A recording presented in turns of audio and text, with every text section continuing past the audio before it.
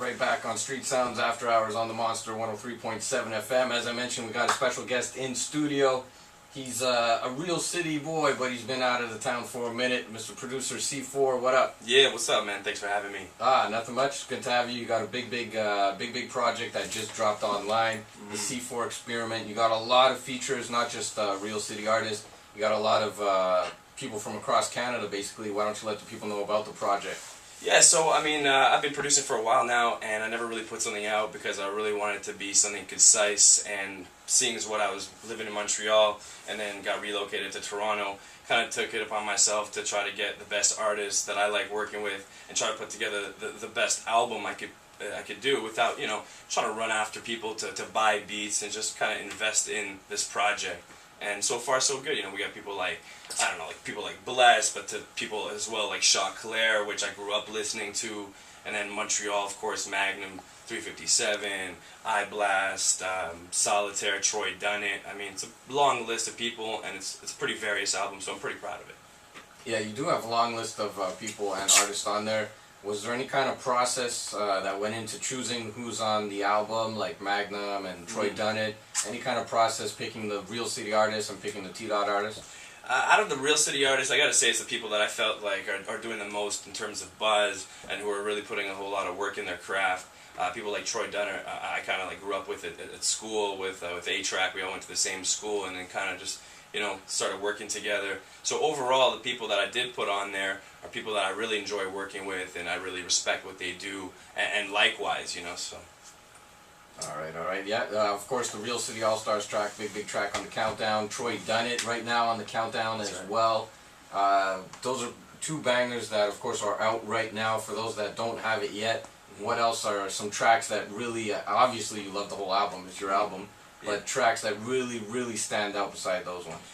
To me, the Claire track, the first track that starts the album, I think, you know, comes really hard. And bottom line is that Claire, I was always into him, and I heard him on a lot of different types of music, and I kind of wanted to bring him back to what I remember him doing. So that one stands out for me. Also, like a song like the Decisive track, which is not really something that people who know what I produce would expect me to do. I kind of enjoy listening to that. When, you know, it's a little bit more of like that slit your wrist stuff, but at the same time, it's some good music. I really had a good time making a lot of different styles of music, you know, and sometimes I'll play for some real hip hop heads, and you know, they're like, oh, I like this track, and that track, but not so much this one. And then I'll go to another outlet, and then, you know, they're feeling the other track. So I just try to put a whole bunch of styles together that you'll find something that you like. Nice. That's good. A little variety on the album, of course. The C4 Experiment, IamYourProducer.com, I believe, is the website to check it out. Now, of course, to go on top of all these crazy features, the mixtape is hosted by none other than Mr. Cowbell himself, Christopher Walken. Give me more beats. Give me more beats. That's right. So, wow. Yeah. You know, it's a kind of a long story. You know, a lot of people have been asking me about that, but I wanted to just explain why I chose that type of character. It's because a lot of these mixtapes come out and you have DJ this and DJ that, and you're kind of trying to like coattail on this DJ's name, and apparently that'll make you big. But the way I just wanted to show you guys how I think, and I'm just trying to make something original that's entertaining for you. And I'm a big Christopher Walken fan, and luckily, for sure, yeah. You know, luckily I was able to hook it up, and you know, I'm not too shy to admit that my mom kind of helped me out a little bit in doing this for me, you know, yeah, you know, well, mama loves me, you know, so she got to take care of it. So yeah, you know, it's a different way of putting a mixtape out, but at the same time, if you go to the website IamYourProducer.com/C4 Experiment, you can see Walken's foyer, his library where he spends his time, and click things around there, listen to all the tracks. Guaranteed you'll have a good time. You'll have a laugh for sure. So, you know, just trying to present it in a different way. Walken's foyer. Very interesting. But let's go back to this. How does your mom tie into Christopher Walken? You kind of let that like just slide, like continued on with the story. It was a dark night, and a long time ago, and I wasn't born yet. But I believe, you know, you've spoken to them about this a little bit? Yeah, we actually do have a clip. Let's run that right now.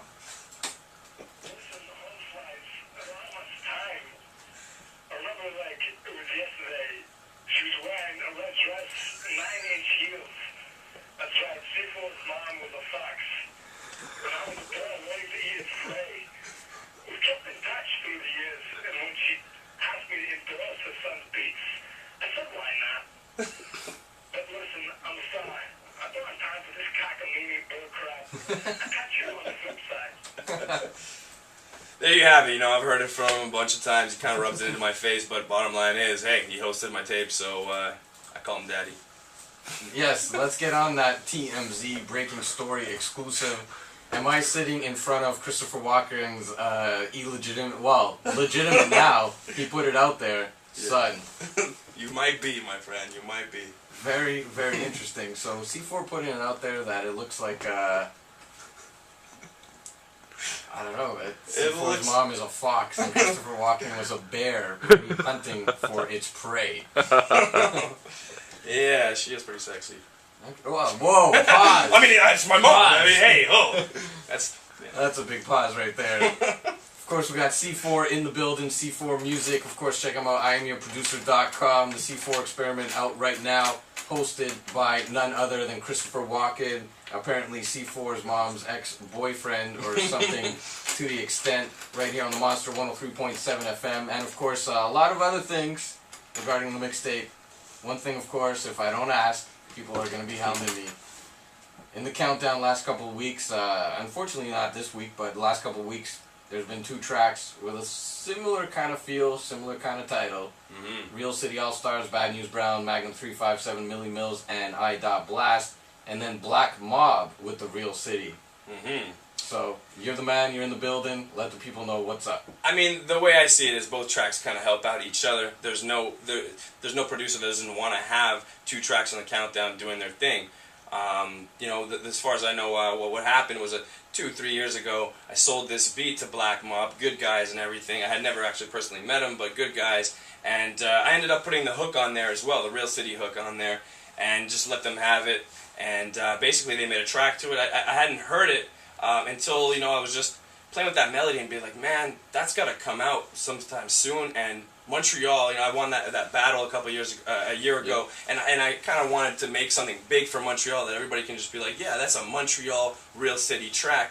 So we started working with it, and it kind of went really, really quickly with these guys, people that I work with, and before you knew it, you know, we had this track, and we knew it was gonna kill. So we're like, you know what? Let's put this out. I changed up the beat completely from the other Real City track that I sent them. So I really felt like both tracks can exist and can represent the same thing and be on the countdown the same way without offending anybody. So I feel bad if Black Mob is offended, but bottom line is I think we're all doing this for the same purpose, trying to put Real City on the map. 2 tracks on the countdown. I'll take it. Well, for sure. I mean, if it helps out anybody, it definitely helps out C4. It helps out C4, it helps out a whole bunch of these artists as well, I think, because people are talking about it, and there's nothing bad about people talking, so. Oh yeah, most definitely. As soon as Black Mob broke the countdown as well, there was a lot of questions. There was Twitter hitting up, what's up with these 2 songs, what's the difference between them. One other thing, you know, I won't go too deep into this situation. I love controversy. But I gotta ask you, when you sold the beat to Black Mob, did you sell them just the beat, or did you sell them exclusive rights? Well, here's the thing, man. I sold them the beat, right? I sold them the beat. I gave them all the tracks to mix their own beat, mix that beat and everything, and I threw in the vocals. But anybody who knows, like I do stuff for ads as well, and I'm an ACTRA member, which means I'm a union member. Yep. So in order for people to use my vocals on things, they have to pay those ACTRA fees. I threw it in there saying, okay, this is also going to help the track. If you guys can make something big out of it, let's do it. But bottom line is they didn't pay me for the vocals, so I don't really think that you know qualifies as selling. You sell a beat, you don't sell the whole song. I never got any contract saying that okay, you sang this and therefore we now own this right. This is something that I wrote myself, so therefore I own it. You know, I decide. So yeah. From the man himself. So there you have it. We'll put that controversy out of the way, and we'll concentrate on some more positive things this Friday. But Black Mob, get at me. You want some beats? No problem. Anytime. There you go, Black Mob. Give him a shout. Of course, C4 opening up the door, putting down the truth on what happened with this situation, which a lot of people were wondering about. But right now, we're going to get back to the positive. This Friday at Blue Dog, it's going down. Let the people know about the C4 Experiment release party. That's right. So this Friday we're going to have a guest list only, but anyway, just get there and we'll talk when we get to the door. But it's at Blue Dog. It's part of the Sex Tape Fridays Christopher Walken edition.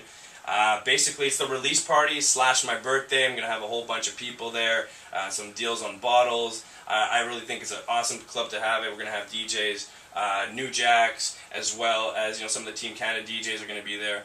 And a whole bunch of just the people we chill with. A lot of the people that are on the tape are going to be there making appearances. We're going to have a really good time. That's what it's all about. So if there's anybody that wants to meet me, I want to meet you guys as well. So just come out to Blue Dog on Friday. That's this Friday, of course. Guest list only. So what about the people that can't get on guest list and just want to meet C4 and maybe Christopher Walken? Okay, well, that's you can go to the website. I'm joking. Just come to the party, man. We'll hook you up. Also, you can just email me at c4 at I'm your producer. That's IMYOUR producer, PRODUCER, and we'll put you on guest list. I mean, we have a lot of spots. We want people. We want the people.